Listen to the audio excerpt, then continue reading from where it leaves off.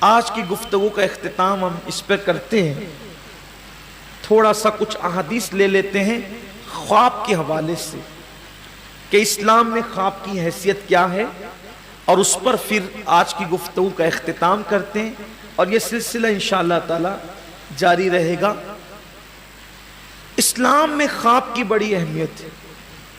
آج خواب کو لوگ کچھ اہمیت نہیں دیتے ہیں، لیکن اسلام میں خواب کی بڑی اہمیت ہے۔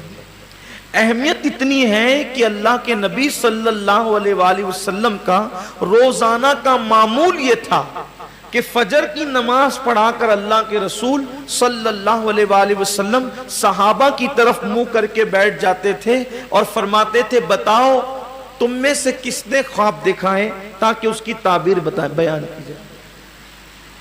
یہ معمول تھا۔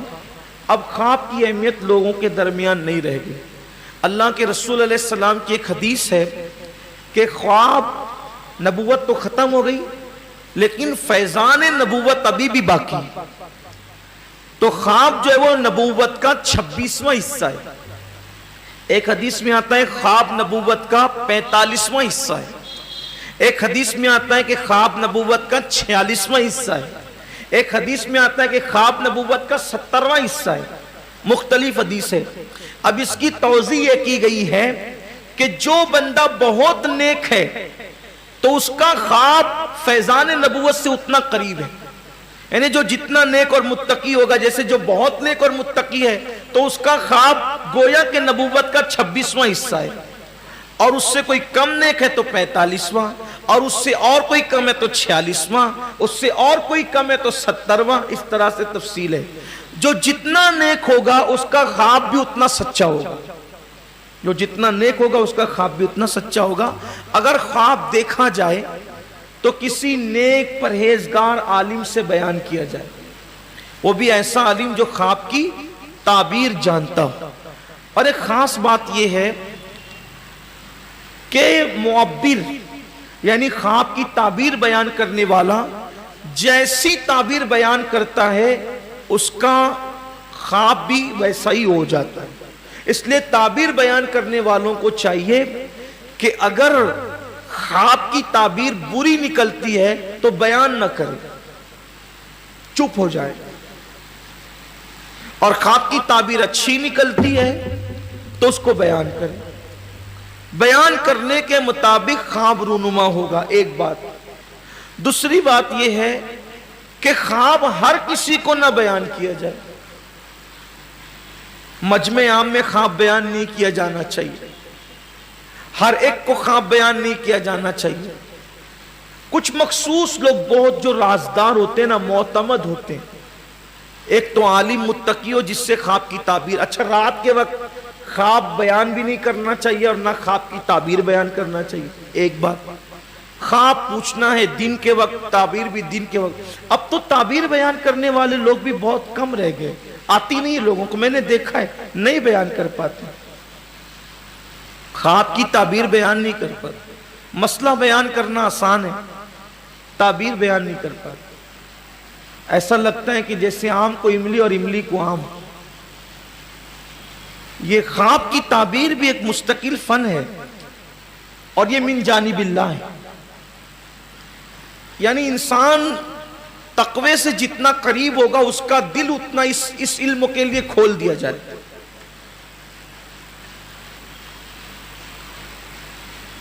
اور عورتوں کو خواب نہیں سنانا چاہیے، یہ بھی آیا حدیث پاک میں۔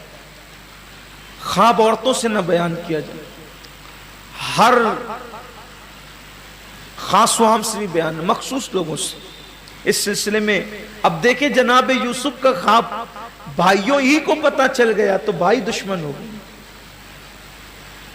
آج کل تو میں دیکھتا ہوں کہ خواب اخبارات میں چھپتے ہیں، خواب رسائل میں چھپنے کی چیز تھوڑی ہے خواب، وہ تو اللہ اور بندوں کے درمیان ایک راز ہے، اللہ اور بندوں کے درمیان ایک راز، وہ چھاپنے کی چیز نہیں ہے۔ ایک مرتبہ بادشاہ نے، توجہ کریں بہت پیاری سی بات، بادشاہ نے ایک راز کی بات اپنے کسی ہمنشین سے کہہ دیا، اس نے کسی کو بول دیا، اس سے کسی کو عام ہو گئی بات، اور عام ہوتے ہوتے بادشاہ تک پہنچ گئی۔ اور بادشاہ نے کہا تجھے کس نے بولا؟ تو کہا وہ فلاں نے. اور تجھے کس نے بولا؟ تو کہا فلاں نے. تجھے کس نے کہا؟ تو وہ فلاں نے. تجھے کس نے؟ تو وہ فلاں نے. فلاں فلاں فلاں فلاں کرتے کرتے ہم نشین تک پہنچ گیا. تو ہم نشین کو کہا کہ میں نے تو تمہیں اعتماد کر کے بتایا تھا راز کی بات, تم نے کیسے عام کر دی؟ اب تم نے عام کی تو تمہاری سزا یہ ہے کہ کہا کہ جلاد کو لے جاؤ, اس کی گردن کاٹ دو اور اس کا سر لٹکا کر بازار میں چٹھی لگا دینا, ایک بورڈ لگا دینا کہ جو بادشاہ کا راز ظاہر کر دے اس کی سزا یہ ہے. جو بادشاہ کا راز ظاہر کر دے اس کی سزا یہ ہے. امام غزالی رحمت اللہ علیہ نے تفسیر میں لکھا ہے, جو میں یہاں جو پیش کر رہا ہوں امام غزالی سے پیش کر رہا ہوں, کہ امام غزالی نے لکھا ہے یہاں آ کر کے, یار جو بادشاہ کا راز ظاہر کر دے اس کی گردن کاٹ کر کے جو ہے وہ اس کو بازار میں لٹکا دیا جاتا ہے, تو جو خدا کا راز ظاہر کر دے اس کے ساتھ کیا سلوک کیا جانا چاہیے. منصور اللہ جو تھے نا, ان کی جو گردن کاٹی گئی, ان کی جو گردن کاٹی گئی تو ان کے قتل کے فتوے پر حضرت جنید بغدادی کا بھی دستخط تھا کہ اس کو قتل کیا جانا چاہیے. حضرت جنید بغدادی کا بھی دستخط تھا کہ منصور کو پھانسی دینی چاہیے, اس کو قتل کر دینا چاہیے. تو حضرت محمد, ان کا اصل نام محمد حسین ہے, ابن منصور اللاج, بہت بڑا نام ہے یہ, اولیاء میں سے بہت بڑے ولی ہیں. انا الحق کا نعرہ لگا دیا تھا تو علماء نے فتویٰ لگا دیا تھا کہ اس کو قتل کر دو. اب انا الحق کا نعرہ کیوں لگایا تھا تھوڑا سا اس کی بھی وضاحت کر دو, ورنہ آپ کہیں جو ہے وہ الجھن میں نہ پڑ جائیں. بات ادھوری کرنے سے بھی تو الجھنیں پیدا ہوتی ہیں, تو اس لیے تھوڑا سا ٹائم آپ کا لوں گا اور بات مکمل کر دوں گا انشاءاللہ اللہ کی توفیق سے. اصل بات یہ تھی کہ منصور ولایت کی اس منزل پر پہنچے کہ خدا کا حسن ان کے سامنے بے نقاب ہو گیا, ولایت کی مشاہدہ یار میں مصروف ہو گئے. تو پتھروں سے, درختوں سے اور ایک ایک ذرے ذرے سے آواز آتی تھی کہ کون ہے جو اللہ کی راہ میں اپنے آپ کو قتل کرنے کے لیے پیش کرے. سوال کہاں سے ہو رہا تھا؟ درختوں سے, پتھروں سے, دریاؤں سے, ذرے ذرے سے, کون ہے جو اللہ کی راہ میں سر کٹائے؟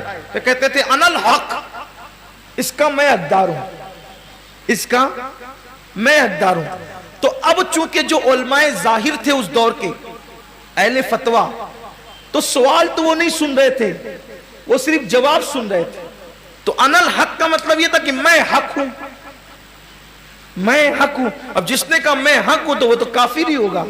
تو چونکہ سوال اور جواب جو دونوں سنے گا تو صحیح مسئلہ اور صحیح جواب اخذ کرے گا. اب بیچارے وہ تو اہل ظاہر تھے, وہ تو چشمے کے بغیر جن کو سامنے کا نظر نہیں آتا ہو, تو انہوں نے درختوں کو کیا دیکھنا ہے؟ انہیں درخت کیا نظر آنا ہے؟ درختوں کی آواز کیا سنائی دینا ہے؟ ذروں کی آواز ان کو کیا دکھائی دینی ہے؟ تو یہ تو منصور ہی دیکھ رہے تھے اور سن رہے تھے اور کہتے تھے میں اس بات کا حقدار ہوں, لیکن سوال وہ نہیں سن پا رہے تھے, صرف جواب سن رہے تھے. استفتاء کیا گیا, سینکڑوں علماء نے دستخط کر دیا. لیکن ان علماء میں ایک عالم ایسا تھا جسے طاؤس العلماء سید الطائفہ جنید بغدادی کہتے تھے, جو سوال بھی سن رہے تھے اور جواب بھی سن رہے, لیکن انہوں نے بھی دستخط کر دی اس کو قتل کرو. تو منصور اللاج نے جب ہاتھ میں ہتھکڑیاں اور پیروں میں بیڑیاں تھی, تو جب چلتے چلتے جا رہے تھے تو سب لوگ ان پہ پتھر مار رہے تھے تاکہ ذلیل کریں جس نے خدا ہونے کا معاذ اللہ دعویٰ کیا, حالانکہ وہ خدائی کا دعویٰ ابھی آپ سن چکے نہیں تھا. سب پتھر مار رہے تھے کہ اس کو مار ڈالو.